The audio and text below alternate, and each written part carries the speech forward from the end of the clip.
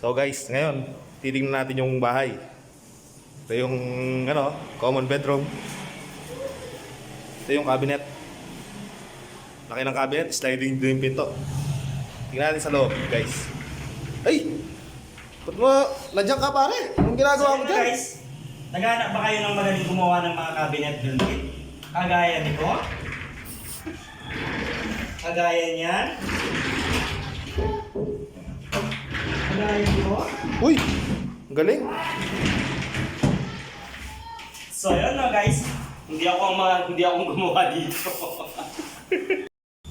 Tapos guys, pupunta tayo sa sa kitchen.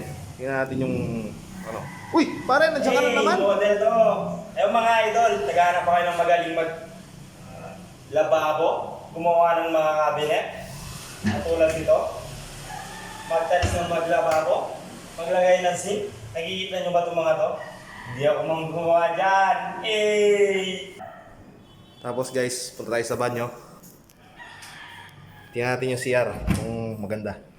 Ay! So yun mga idol! Nandiyan ka na naman? Nandito tayo sa CR ngayon. Naghanap ba kayo ng magandang CR, bathroom ng gagawa? Nandito lang kami. Tignan nyo ang aming shower, ang design, at ang lababo. Meron pa siyang cabinet mga idol.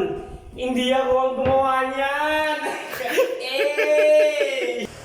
So yun guys, pupunta naman tayo sa apartment. Ito yung apartment. Ito yung ito yung sala. Malaki na rin. Yung sala. Ngayon pupunta tayo sa bedroom niya. Ay! Pare! Nandiyan ka na naman! Mga idol, nandito na naman yung model. Naghahanap ba kayo ng mga ganitong built-in na papa? Na merong cabinet pa to mga idol. Meron siyang tatlong cabinet. Yan. Dito lang yan sa amin ang magaling gumawa. Nagbibideo na yun. And then may mga shelves pa tayo mga idol. Pakita mo yan. May patungan tayo ng mga polvo, pabango, ano-ano pa yan mga idol. Meron pa rin tayong papak na built-in dyan. No? So punta naman tayo sa lababo niya. Ay! Nandiyan ka na naman! Mga idol, nandito na naman ang inyong model. Meron tayong lababo dito. Meron din lalagyan ng mga dilata.